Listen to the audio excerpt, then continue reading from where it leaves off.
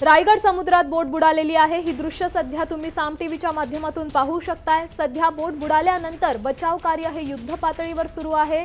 काही जवानांकडून हे बचाव कार्य सुरू आहे। किती जण बुडालेत याबद्दल कोणतीही अधिकृत माहिती आपल्यापर्यंत आलेली नाहीये। बोट बुडण्यामागचं कारण काय आहे ते देखील अद्याप आपल्यापर्यंत याबद्दलची कोणतीही माहिती आलेली नाहीये। सध्या आपण ही दृश्य पाहू शकतो। सूरज, काय सांगाल, काय याबाबत अधिकची माहिती आहे?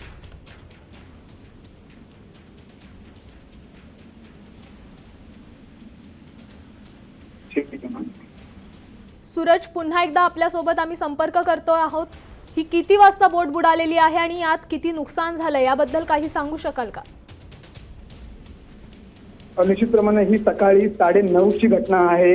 रायगड जिल्ह्यातील करंजा जे गाव आहे त्या ठिकाणी समुद्रकिनारी ही घटना घडलेली आहे। सकाळी 9ची घटना घडलेली आहे आणि त्यानंतर जसं नौदल अधिकाऱ्यांना या संपूर्ण घटनेची माहिती मिळाली, जे समुद्रामध्ये गस्त घालणारे नौदल अधिकारी असतात, ज्यांच्या नौका असतात, त्यांच्या मार्फत लगेचच ज्या ठिकाणी घटना घडली त्या ठिकाणी त्यांनी धाव घेतली आणि बचाव कार्याला सुरुवात केलेली आहे। अद्यापपर्यंत नेमकी ती बोट कसली आहे, मालवाहतुकीची आहे का कोणती खाजगी बोट आहे याची चौकशी जे आहे ते नौदल अधिकारी करत आहेत। तसेच खलाशी किती आहेत, बोटीवरती कर्मचारी किती आहेत। सकाळी 9:30ची घटना घडलेली होती आणि अजूनपर्यंत ते बचाव कार्य जे आहे ते अजून सुरू झालेलं आहे। मात्र अजून तरी नौदल अधिकाऱ्यांनी किंवा मग स्थानिक पोलीस प्रशासनाने कोणतीही अधिकृत माहिती जी आहे ती माध्यमांना दिलेली नाहीये की बोट नेमकी कुठली होती, ती भारतामधली होती का किंवा मग भारताबाहेरून आलेली होती का, ही संपूर्ण जी माहिती आहे ती आता नौदल अधिकारी घेत आहेत। सूरज, जसं आपण सांगितलं सकाळी 9 वाजता हा अपघात झाला, ही बोट बुडाली आहे। त्यानंतर स्थानिक कोळी समाजाकडून किंवा बांधवांकडून काही माहिती त्याबद्दल मिळाली आहे का?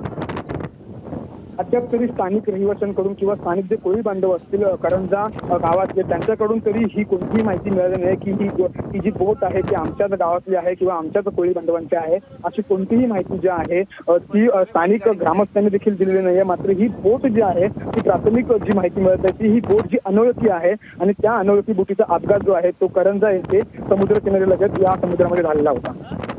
नक्कीच आपण सध्या पाहू शकतो ही दृश्य। काही काळासाठी तुम्हाला मी पुन्हा थांबवेन। आपण प्रेक्षकांसाठी ही बातमी पुन्हा एकदा समजावून सांगूयात। बचाव कार्य सध्या युद्ध पातळीवर सुरू आहे। अधिकृत अद्याप कोणतीही माहिती आली नाहीये की किती जण यात बुडाले आहेत किंवा किती जणांना यात वाचवण्यात यश आलेलं आहे। रायगड समुद्रात ही बोट बुडालेली आहे आणि सध्या बचाव कार्य सुरू आहे। ही बोट कोणाच्या मालकीची आहे, या बोटीत किती जण त्यावेळी होते? आता isakal.com आहे देशातील नंबर 1 ची मराठी न्यूज वेबसाईट। प्रत्येक अपडेटसाठी isakal.com ला नक्की भेट द्या।